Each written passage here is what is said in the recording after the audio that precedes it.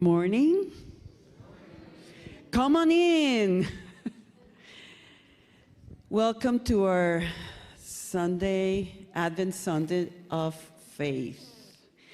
I'd like to start today's service by encouraging you to ask yourself, what is faith?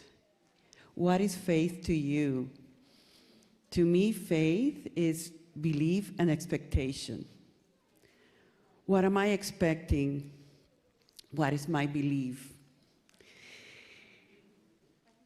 And we all have a common belief here at Unity, that our statement of faith that says there's only one presence and one power active in the universe and in our lives, God the good, omnipotent, and that we are one with that presence and that power.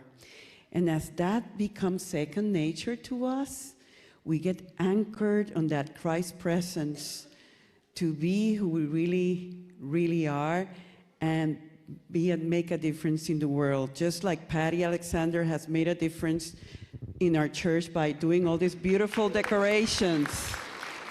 Thank you, Patty. So, as we start the Advent season and as we start today's service, let's get anchored on that belief. There's only one presence, one power, one life, one heart, one mind, and we are one with that. And we only, like Charles Fillmore would say, we can only expect the good. So as we get started, we're going to listen to Erica, our guest singer. She's wonderful. She's going to be doing a song, You Raise Me Up, and that's what happens when we have faith. We get raised up. So bring it on.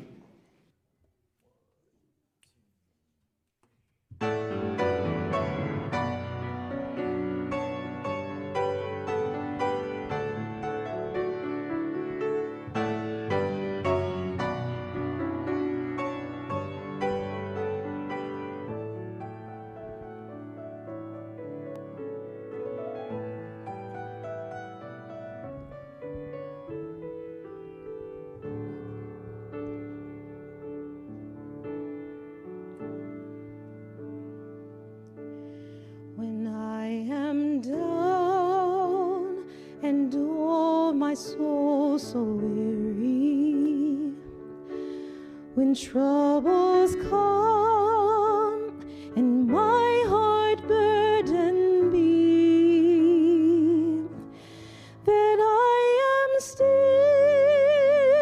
and wait here in the silence until you come and sit a while with me.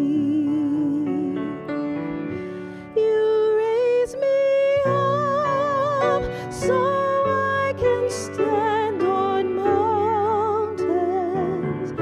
You raise me up to walk on stormy seas. I am strong when I am on your shoulders.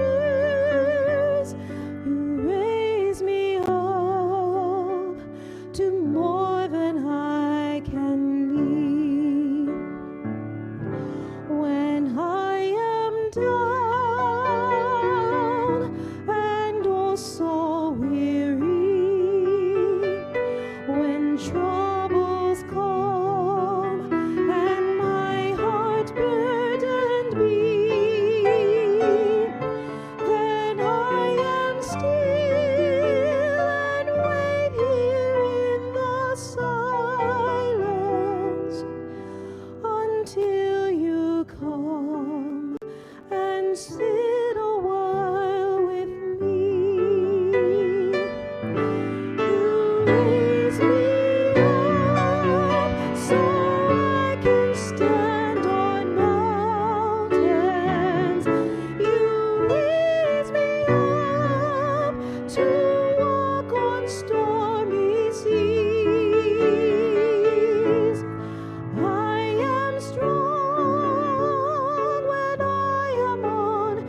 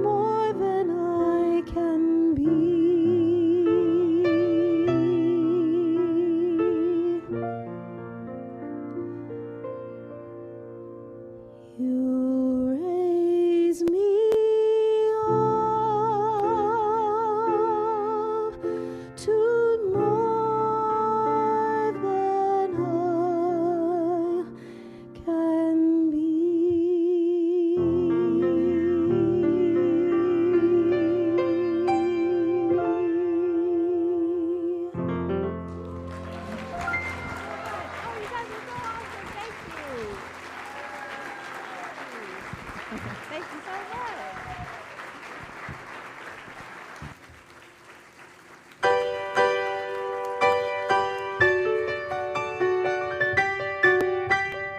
Please join us in singing, "O Come, All Ye Faithful."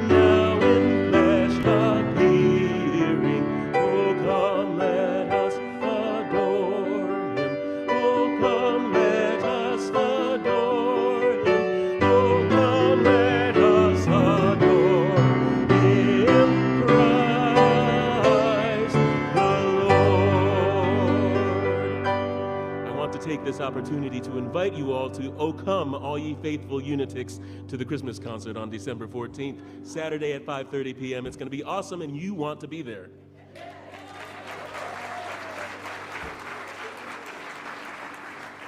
But for now, let's continue in singing the welcome song.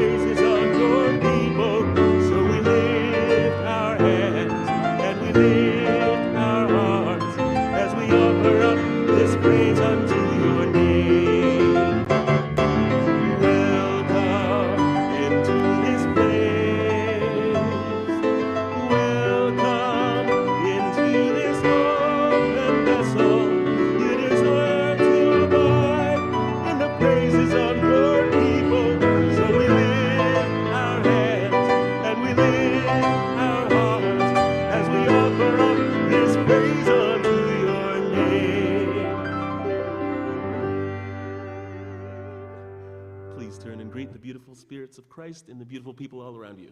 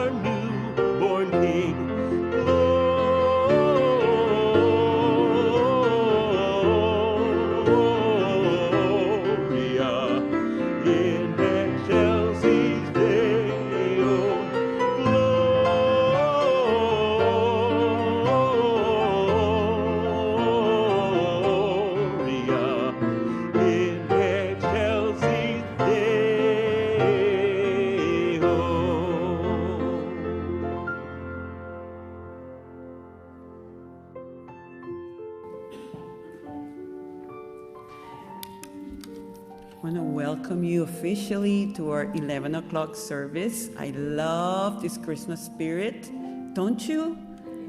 The decorations, the spirit, we are just embodying Christmas. And I want to say to those who connect online, thank you once again for saying, yes, we're here. We really wish you the best and start this Advent season and getting ready for a big Christmas celebration.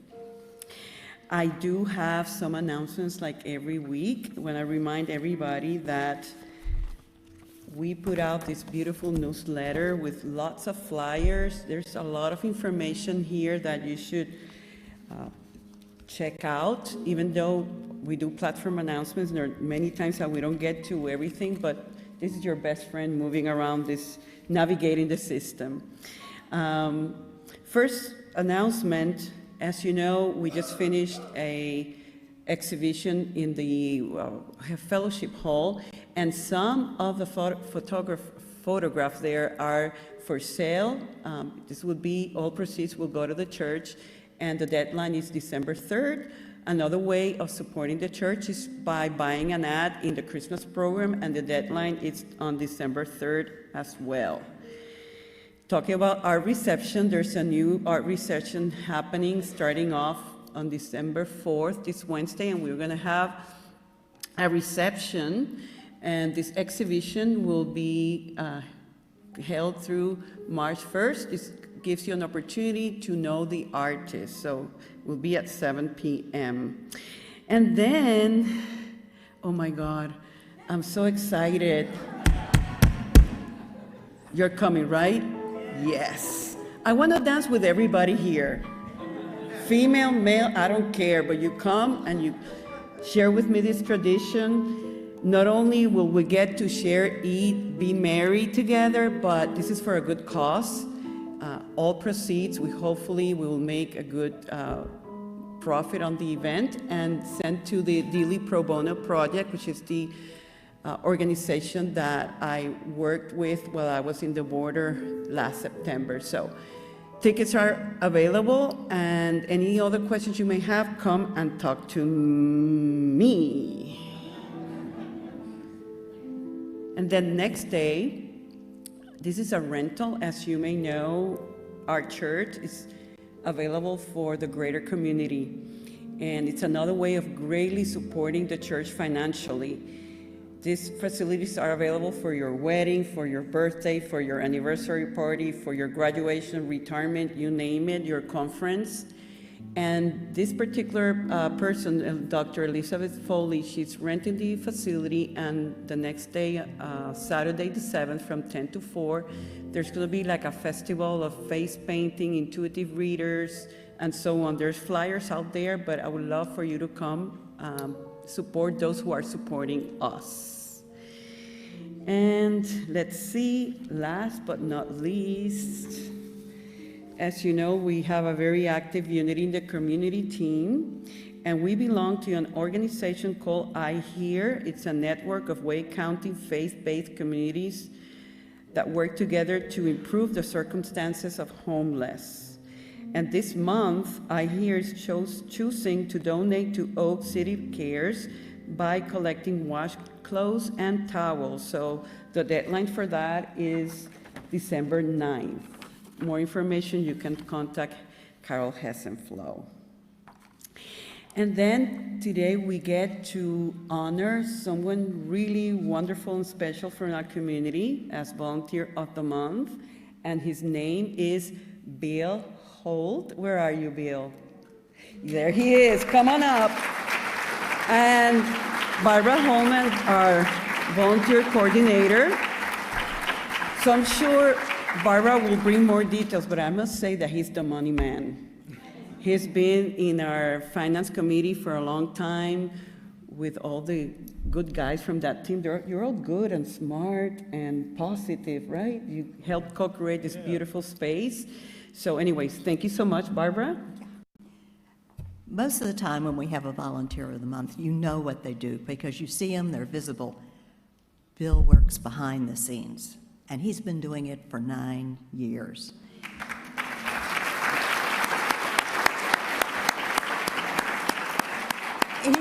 He does a job that I would consider tedious, but he does it out of love, dedication to the church, and we thank you. And I want to mention Jan too. Jan, thank you for keeping him happy so that he could do the work here. Thank you so much. And Bill, we would like to give you a special blessing, and I have a special token of appreciation here for you. Thank you. And so you may stand at this moment and just turn off that gratitude volume, which we just see the gift, the blessing that you have given us by working on those projections, budgets, and holding that from the highest perspective of knowing that God is total abundance. So from that space of sincere gratitude and recognition, we come together to say, Bill, we love you, we bless you, we appreciate you, and we behold the Christ in you. And I'm going to top it up by saying, and we empower you to do wonderful things. Thank you, God. Thank you. And so it is.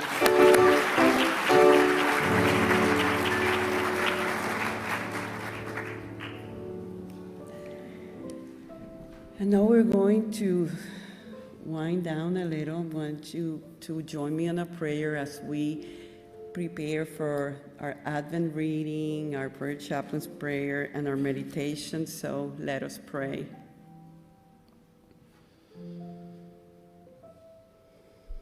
Take that deep centering breath, taking in all the joy, all the love, all the peace, all the goodness in the air and in our hearts.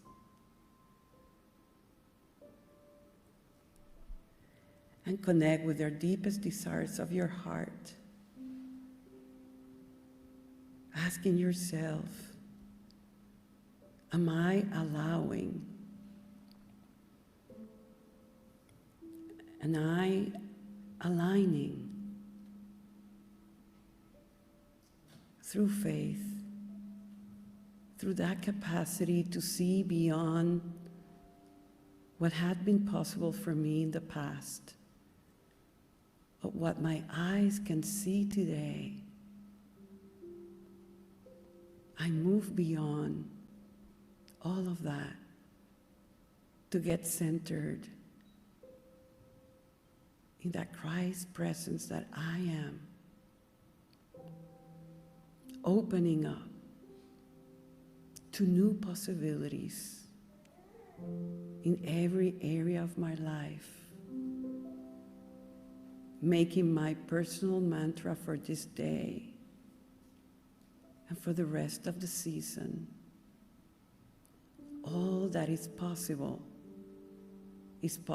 for me. Affirm it in your heart again. All that is possible in this universe is possible for me. I rest in that awareness as I let the power of faith hold it together and creating that sense of expectancy that brings it forth. For this moment of realization and awareness, I say, thank you, God. Thank you. And so it is, and so we let it be. Amen.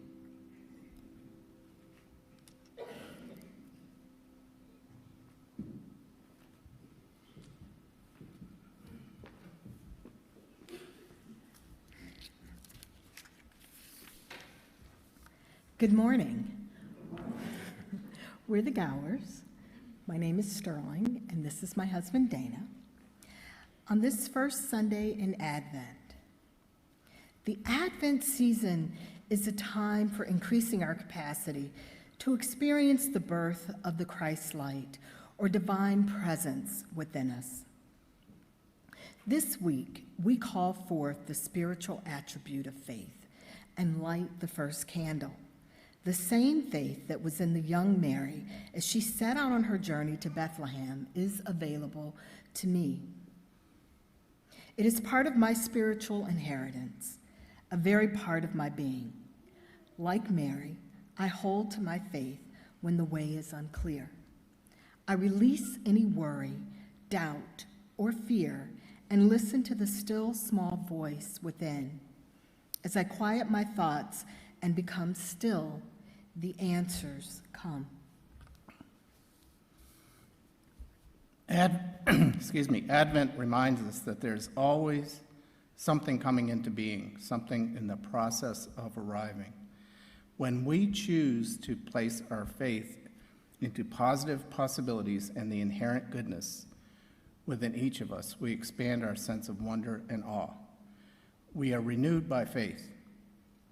Now faith is the assurance of things hoped for, the conviction of things not seen. Hebrew 11:1. Then he touched their eyes and said, "According to your faith, let it be done to you." Matthew 9:29. Jesus answered them, "Have faith in God." Mark 11:22.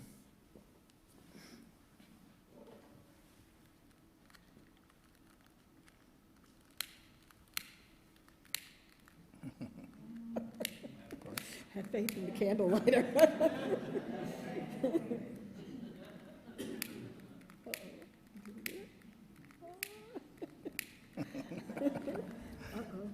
Good intentions. Let's see. Yes. Okay. There we go. Okay. Here we go. Takes a woman. You can do it together.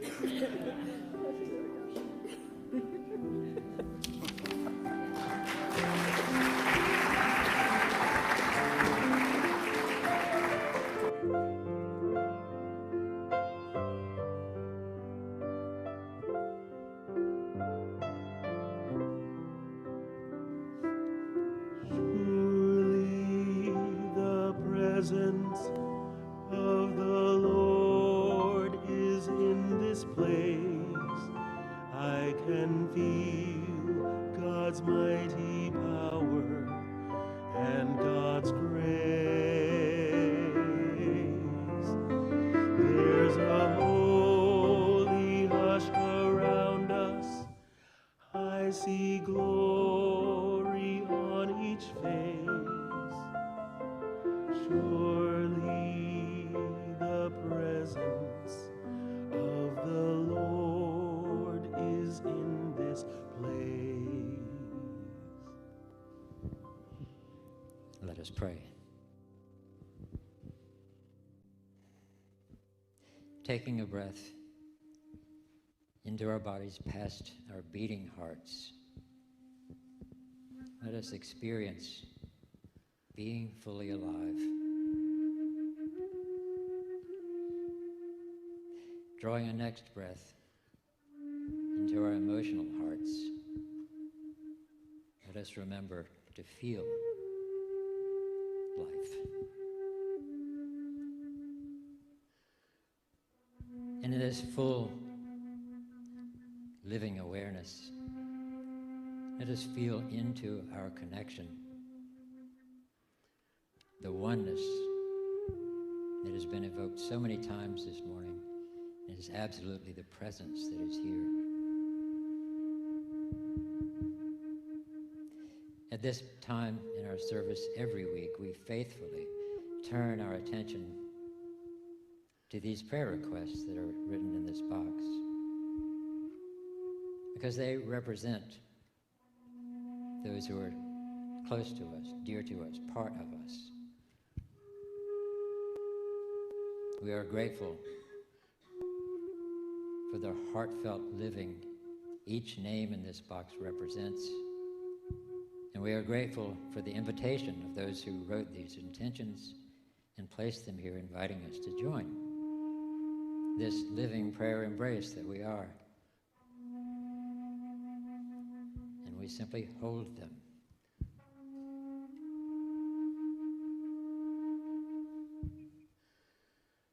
As one heart together, We turn now our attention to his deeper heart, to the deeper source of divine love, divine possibility, divine power, counting on it the same way we count on our hearts to keep on beating.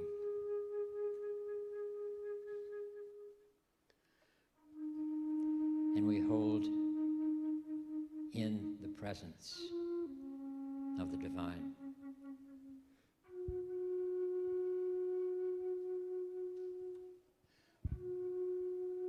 Acknowledging that the divine flows through us, around us, and in every circumstance. And so we honor every circumstance to awaken, and we let go of any expectations and find ourselves in a welcome, living, breathing peace. And we are grateful. And so it is.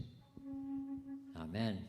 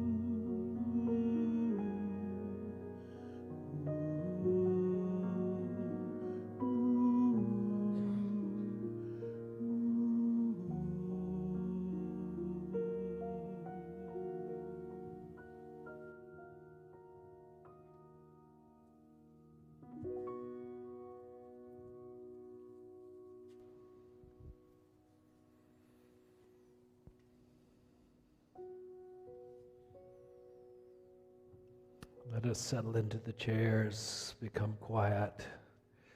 Let the heart soften, the mind awaken. We begin now to go deeper.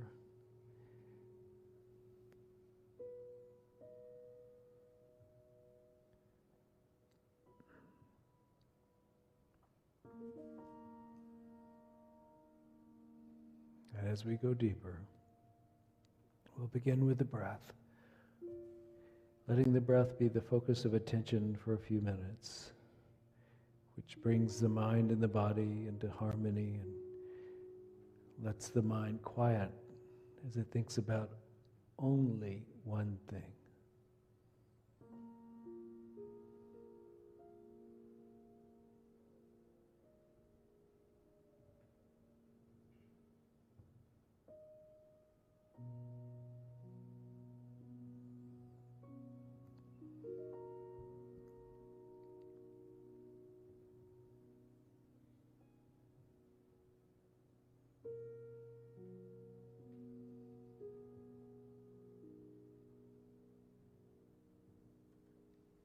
Let us bring a focus to the breath now. Let it be in the heart. Let the heart be the focus of your breath so that you might breathe energy into the heart. Let it grow with energy and the expansion of love and kindness out from the heart.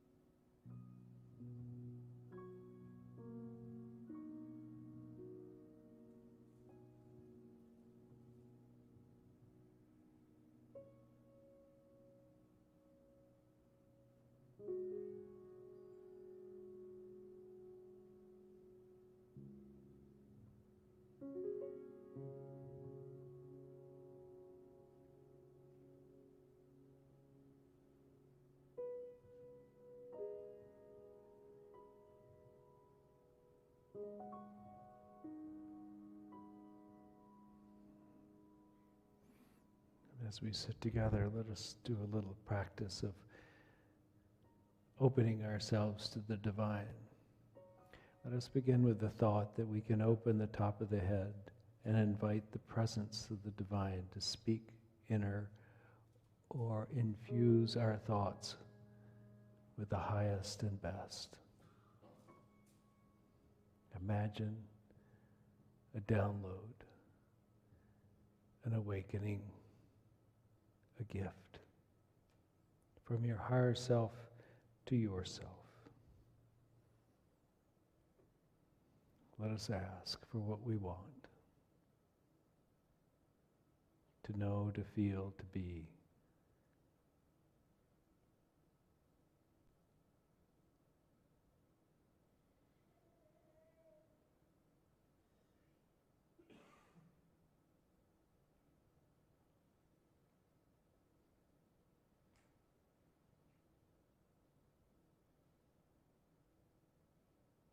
Then knowing it, let us sit and receive and sit in this presence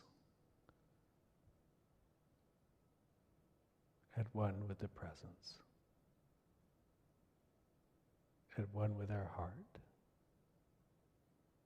at one with each other.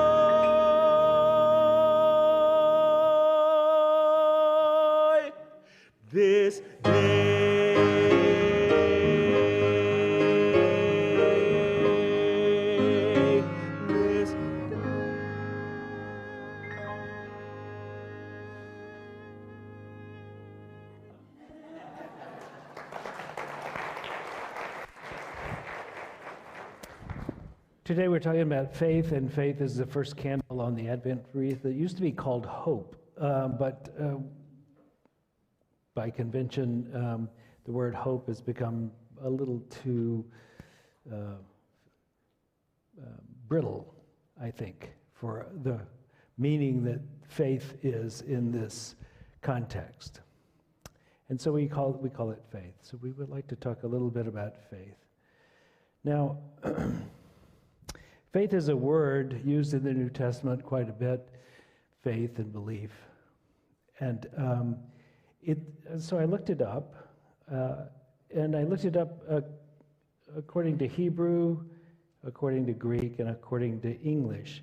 And the root words of those thoughts that have been translated into the English as faith were something different in the other languages that preceded it.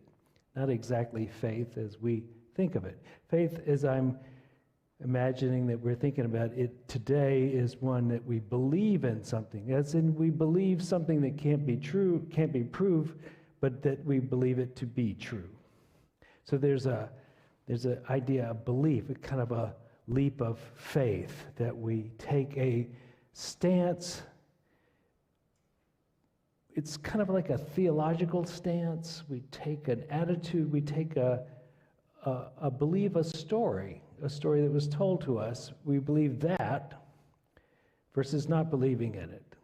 That's I think how most people interpret faith today. But if we go backwards to the Hebrews basically thought of it as persistence.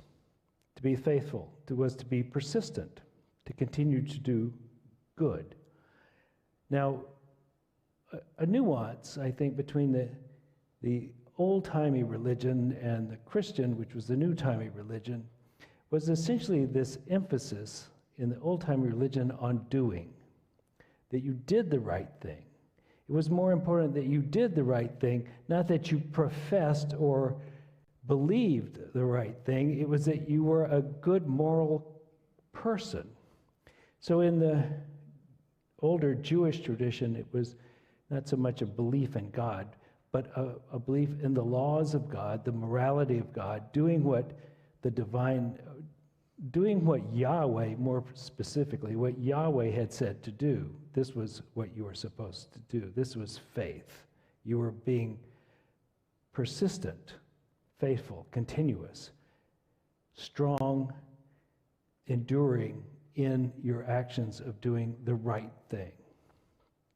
The next thing, then comes the Greek tradition. Now the Greeks are quite different than the Hebrews. The language is different, but also the attitude is different. So in Greek times, philosophy was quite the thing. What group you hung out with was very important, whether you were a Stoic, a Cynic, or a Epicurean, or in later times you were a Christian. And what you believed, what philosophy code you bought into was important. And that's when the word faith came from the Greek word for persuasion. What were you persuaded to believe?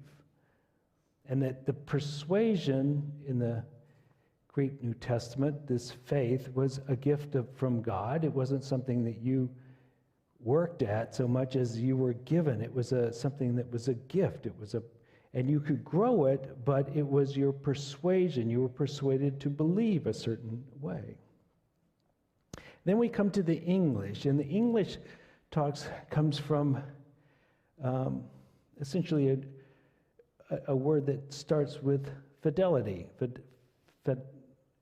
like being true, being consistent, like loyal, honorable, that sort of thing. Semper fidelis, simplify. You know how that's the same root. And so this idea that you're loyal and honest and stick with it, that kind of faith. You were a faithful person in that sense. So you have several ways of interpreting this. Now, the New Testament was written in Greek. So when you read it in the original language that it was written in, they're basically saying, what you're persuaded in. Now, if you use that understanding and you hear these phrases, be it done unto you as you were persuaded it was, as you believed it would be, as you were convicted that that would be the case. That's a little bit different than professing a faith according to a creed, right? And being loyal to that creed. So if we look at that phrase, the one that has bothered me for years, if you have the faith of a mustard seed, you could move mountains, right? And to date, I haven't met anybody that met that description, that said, mountain be moved, and it was moved. Now, what's interesting, I was once visiting another church, and the minister was talking about this very passage. And one of the things he said was that at the time of Jesus, there was a king, and the king wanted his palace in a certain place, and it turned out to make it that place big enough for his palace, he moved a mountain. He had a mountain moved by slaves, essentially, and conscripted workers. Yes, he did move a mountain. And so he was quite persuasive, you might say. Move my mountain, and he built his palace there. So in the story where Jesus is talking and saying, if you had the faith of a mustard seed, if you had the persuasive power like this king, you could move a mountain. If you were persuaded, if you were convicted, if you were committed enough to this idea, it could happen. Now, one of the things Jesus used to do, rather than be exactly factual, is that he spoke in hyperbole. So he spoke in exaggeration about something. So it's basically he was saying, well, if anyone could do it, if you just had a little bit of faith, you could make this happen.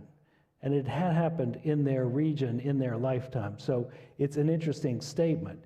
But I think when you hear this, rather than thinking, if I only believe strong enough, like held to this story strong enough, I would be able to move mountains, we should be more accurate about it. If we were persistent enough and we were convicted enough, then the likelihood is we could do something quite outstanding. Might be another way of interpreting this. Much more in the way it was spoken or the way it was written. Not in the way that we as preachers have made it out to be, that if you only believed, you could do anything. Because as yet, people have a lot of things they can't do just based on faith. And I think one of the things that comes into this is what we call metaphysical malpractice. When you say, well, if you'd only believed, you could have healed yourself. You could have made $1 million. You could have been the president of the United States, whatever. It's very difficult on people when they use that. It's been difficult on me to hold that idea, right? That I should believe and make things happen. I should be able to bend steel with my own mind, essentially. Right? Anybody here? Maybe I'm just alone in this. But this idea of faith has been essentially co-opted to mean that you believe the story of a certain sect of Christians. And if you did that, you could do anything. I think it's not accurate. I don't think that's what they were. I don't think Jesus had formed that kind of cult around himself, that would have made sense at the time. I think really what he was saying was, you need to trust life. You need to have faith in life. Believe in life. You need to be true to life. You need to be persistent in your doing the right thing. You need to open your heart in such a way that you can take hope and turn it into something powerful like faith. That's what I think he was saying. And if you do that, then you could do incredible things. If you open to life, you will see that life is doing incredible things already. That what you trust about life is not that it will be easy for you, not that it will always go according to your preferences or according to your hope, but it will go according to the unfolding nature of reality, which is always working in your favor. And if you can come to this belief and be loyal to this belief and act upon this belief in a persistent way, then your life will turn out better, that your life will find a sense of peace and a sense of harmony and growth. That if you can believe, if you can have faith, if you can trust, this is the unfolding. The unfolding is to trust life. It's not that we will make life the way we command it to be if we believe. It is that if we believe, we can use whatever has happened in our life in such a way as to lift us up, to make us stronger, to make us better, to give us hope, to deepen us, to transform us, to improve the nature of our character, to fulfill our destiny, whatever it is. If we believe in the sense of trusting, opening, and moving through life with your heart open and with your mind aware or leaning into the possibilities that are there, that's faith. We live with faith that the whole of this is working, not in a particular story. Because those stories change and they become different. When I was about 16, I had a crisis of faith, you might say. And the reason was I was in a Presbyterian church, and every Sunday we would stand up and say the Apostles' Creed. And it starts off with, I believe. And it was called a statement of faith. And I would go along with it pretty well until they got to some of the funny parts in there. And one of the parts that I started to have a hard time with was that Jesus was the only Son of God. I'm not sure where it came from. I had been reading the Bible every day, a chapter a day of the New Testament every day for years at that point. Self-imposed regime of self-improvement. And as I had been reading this, and it wasn't like I was reading a lot of other texts or other philosophies. I was a kid a few miles from here. It wasn't like I was in a hotbed of religious dynamism. It was just, I was reading the text that I knew to read. And one of the things that came out of it was I didn't think Jesus was the only Son of God. I thought we all were. And this was a kind of like a, where did that come from idea, but it began to grow inside of me. And I kept it pretty much a secret. I just wouldn't mouth the words. When they got to that part in the confession of faith, I would just say nothing. When I turned 16, though, I thought I would speak to the minister of this church. And he sat with me, which in some ways I imagine felt like a fairly generous thing to do, to talk theology with a 16-year-old. But I told him what I was believing, and he said, well, in the end, he said, you know, if you can handle the heat, you can have that belief. I wasn't sure what he meant. I wasn't sure if it was a threat or just a wise statement. But I kind of went, okay. So I sat with it for a few weeks, and it came to me that essentially, if I had to believe anybody, I had to believe myself. And so with that, I kind of made my theological break with the church. Here's what I believe. We're all essentially children of God.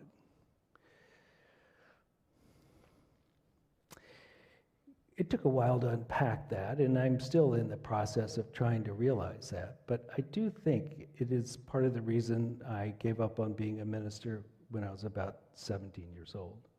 That it would never be a church that would accept that kind of statement. Little did I know, there were other alternatives. And inside this church, there are people who believe that Jesus is the only Son of God in a particular and importantly distinct way. And there are people who don't believe Jesus existed at all. but it doesn't exclude us from pursuing our faith. Whatever story we believe about somebody 2,000 years ago does not include us or exclude us from a community whose purpose is to expand who we are and to become Christ ourselves, to become the Christ expression in this generation, in our own lives. That's essentially what this church seems to be about, is about finding a way to become, not hold a particular story or deny a particular story. That's not the main thing. The main thing is you becoming who you really are, the divine in expression in this lifetime, and trusting that this is that life is unfolding to lead you in that direction. And it's, in a sense, an inevitable push that's happening to us, this trust that all of it's working together for your good. It's, even though it doesn't look like it's in your favor, it truly is in your favor. When you win, it looks like it's in your favor, but you trust and faith is when you lose, that it's also in your favor. When you get what you hope for, that's great. But when you don't get what you hope for, that's great. This is a deeper faith. This is a faith that trusts that there is something grander than this body and this mind that knows more than we do, that is moving all of it somehow evolutionarily along the line from just I want to I am, to I really am, that presence, to awakening that you are the Christ presence in the place where you sit. And that is your true nature. And finding it and living into that is the deepest of faiths. It's not about what you believe. It's not the story you believe. Just parenthetically, my mother, I used to ask my mother questions, and she would tell me answers. A lot of them were wrong. She didn't know the answer. She'd just make up stuff. And I remember getting to far enough along in school, and I would go, well, that's not what my mother said. I believed it for a long time, but it wasn't the truth. Right? Now, of course, I acted probably as a better son, believing that she was right. I didn't say, you're wrong, which never goes over well with your mother. But I was just maturing in what was an understanding. And so it is with many of the stories that we have from our religious tradition. We were maturing to understand what they really meant or what they were about. But this fundamental faith that things are moving in our favor, it's a stance we can really grow with, become strong with. Become strong like the Hebrew. We can be true and loyal. We can be the person we've decided to be. We can buy that story. A few weeks ago, as many of you know, I had a stroke walking up the steps here. I got up to about here and realized I wasn't going to make it any further, so I sat down.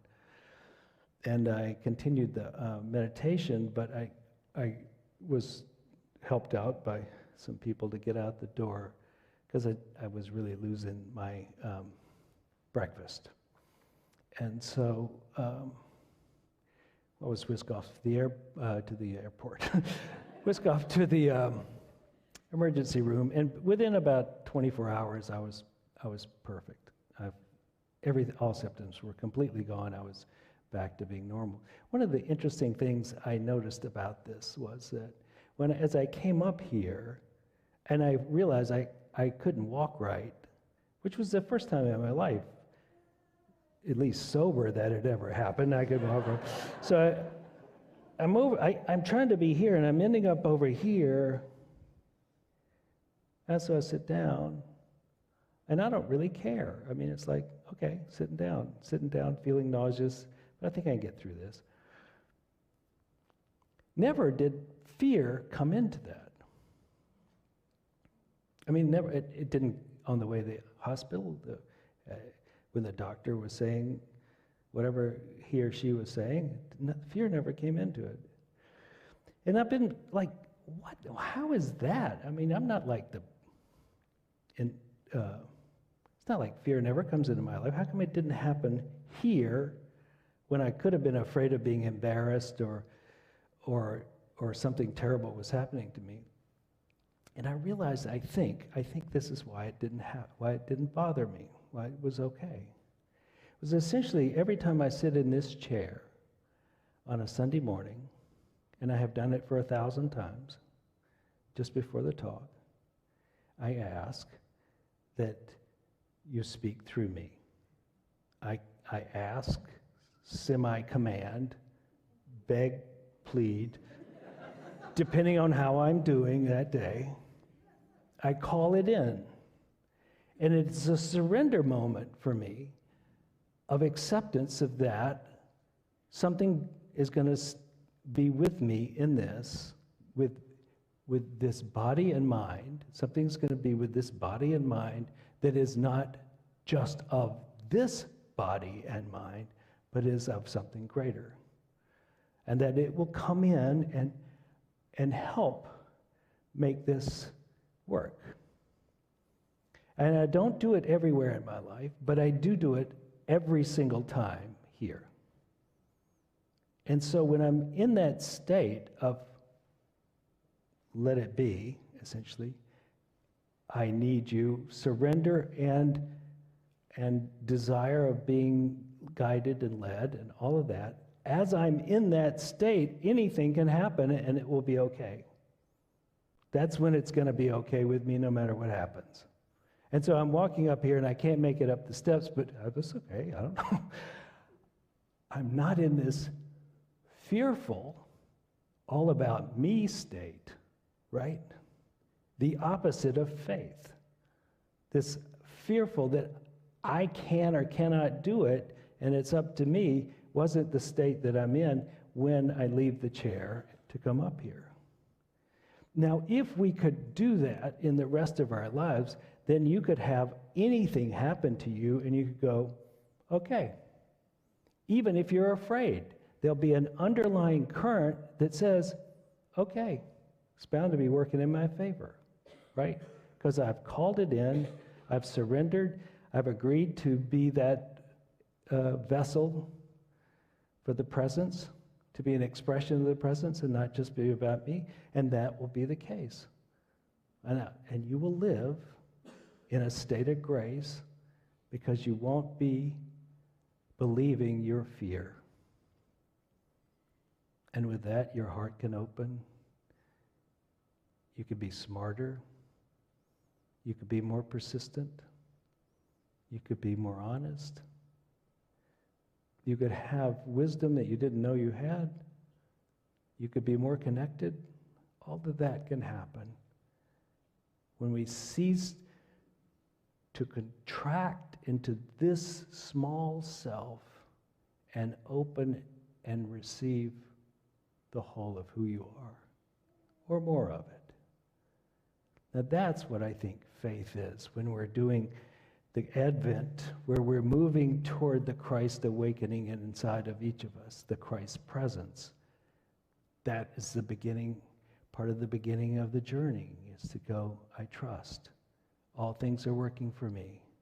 I have invited the divine to live as me, and I'm willing to do that. So what is there to fear? If God is with me, who can be against me? That's faith.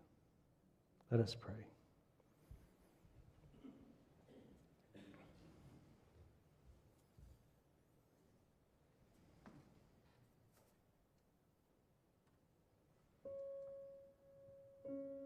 What is your prayer? What is it your highest and best that you wish to express? What is the highest and best of you wish to express?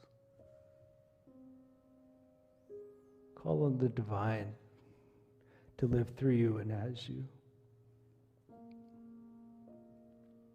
Let the one presence be your presence.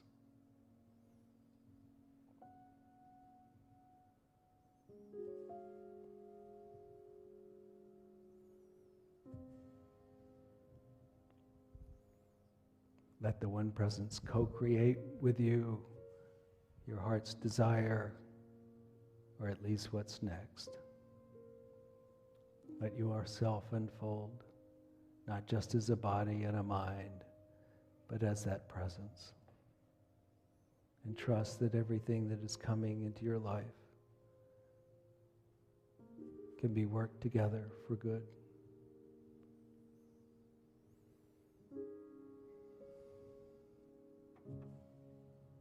You are not just a bundle of hopes and disappointments, successes and failures. Let us not be fixed in our understanding of the good, but expand.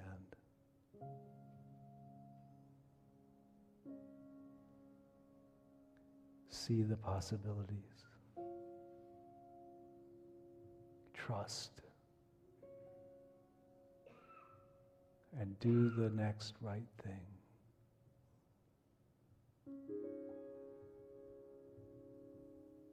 And so it is. Amen.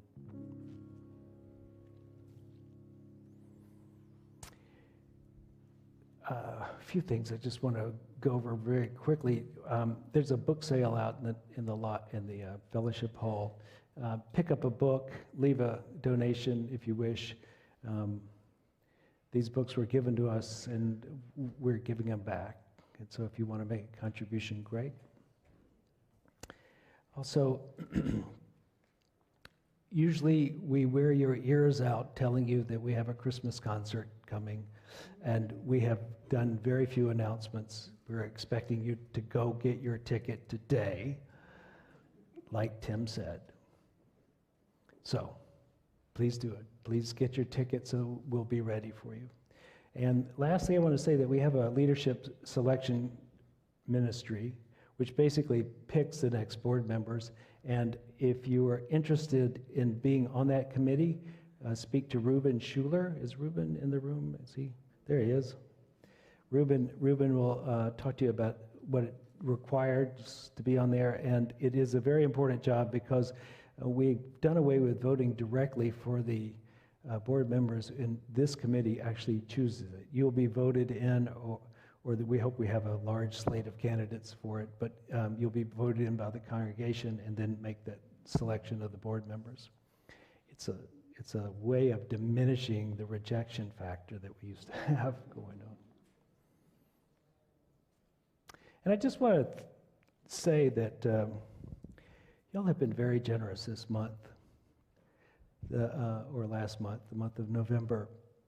We had a matching grant that was out there for the finances of the church, that if you gave $500 or $1,000 or wrote on their legacy or something that gave us some idea that you were interested in being part of the matching funds, then you would not only get a lightsaber pen, which is quite valuable, and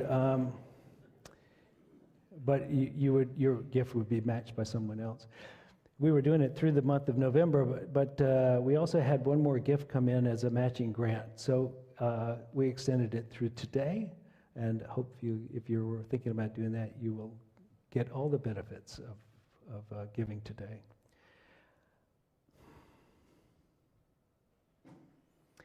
It's just one more thing I feel like I ought to say. Thanksgiving was just a few days ago, and I must say that I am so grateful to have been in this position for long enough to have a stroke in front of you and not be embarrassed. So,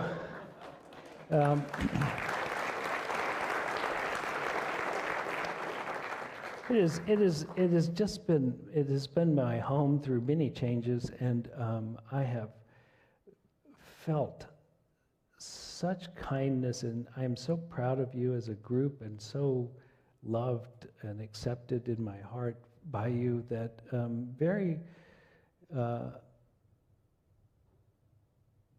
don't know where else this would have happened, but I'm really grateful to have been here. And I will say to those of you who are new here or those of you who are thinking about leaving, this is a great place and you will not find a better. This is as good as it gets. So.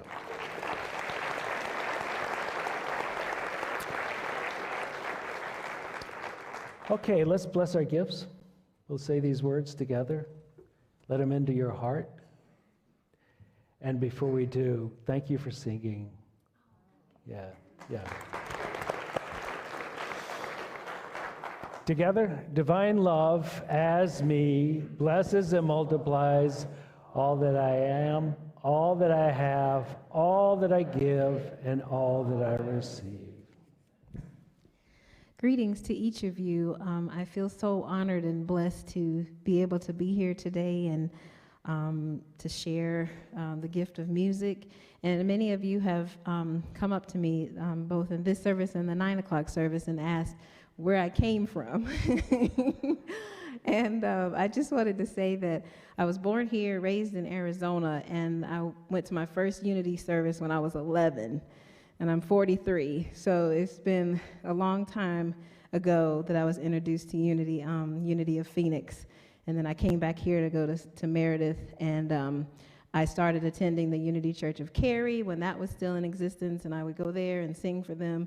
And so I'm interfaith. I have an interfaith background because of my mother. And so I come and go. My foundation is Buddhism, so you may not see me here every week, but the unity principles are always a part of my heart and a part of my daily life. So I'm just, again, so honored to be here, and thanking Mary and Tim for making it possible for me to be able to perform today. So many blessings to all of you.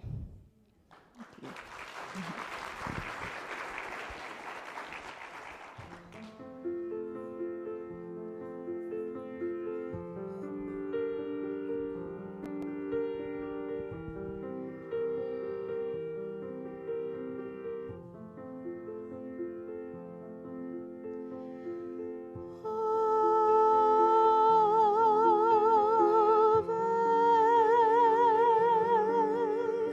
Maria.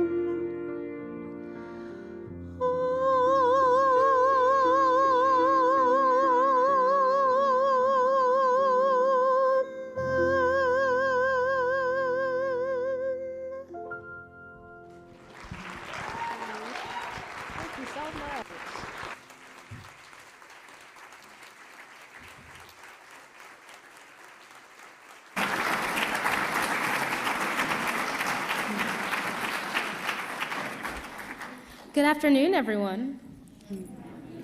So this upcoming December 15th and 22nd, we'll be having a bake sale, as well as selling homemade Christmas ornaments, beautiful glass sun catchers, jewelry, and cards. We're raising money for our youth Uniteens retreat and our YOU rally. So just wanted to thank y'all in advance, and yeah.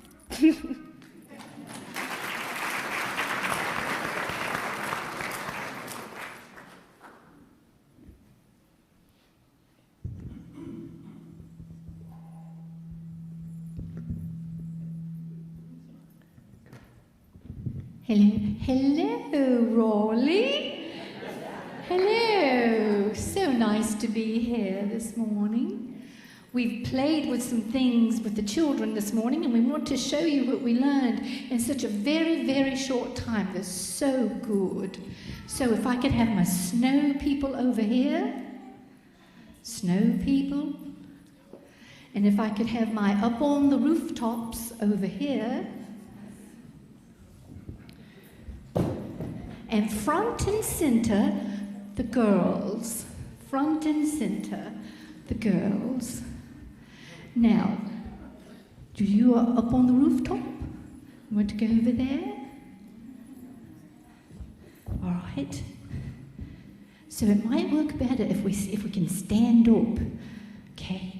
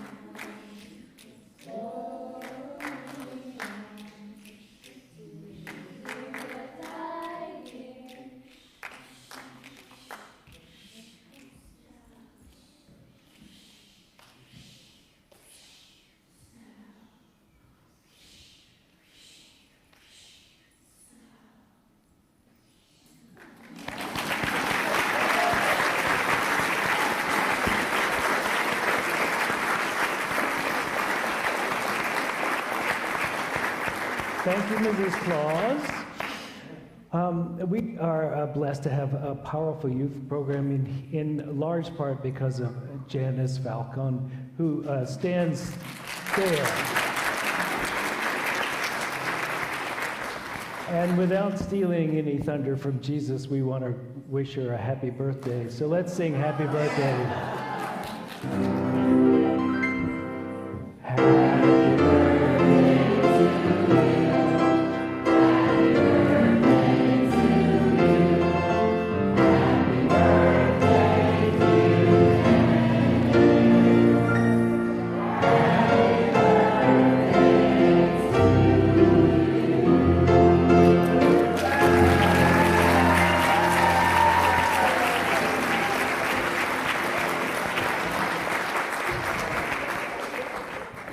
Okay, let's join hands. That's enough good for the moment. Let's join hands and sing the peace song.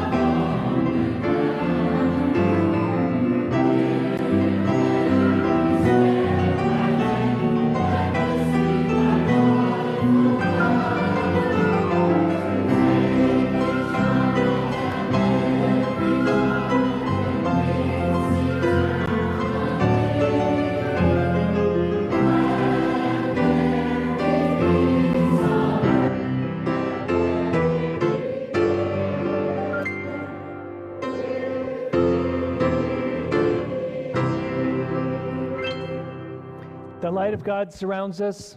I am the light of God. The love of God enfolds us. I am the love of God. The power of God protects us. I am the power of God. The presence of God watches over us. I am the presence of God. Wherever we are, God is, and all is well. Have a great week.